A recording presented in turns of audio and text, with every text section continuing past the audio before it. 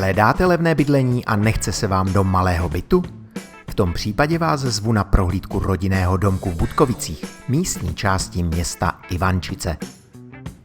Budkovice se nachází v Boskovické brázdě, která tvoří geologický předěl mezi Českomoravskou vrchovinou na západě a Brněnskou vrchovinou na východě. Rodinný domek má nejenom předzahrádku, ale také malou terasovitou zahradu, kde můžete pěstovat vlastní rajčata, papriky i další zeleninu.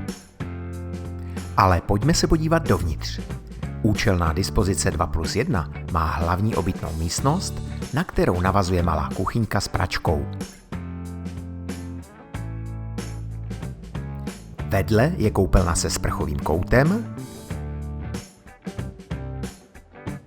a za kuchyní je praktická komora.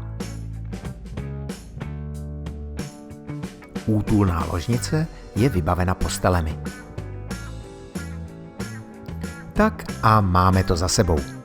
Další informace jsem pro vás připravil na svých webovkách petrsirovátka.cz. A já se na vás budu těšit tady na prohlídce. Krásný den.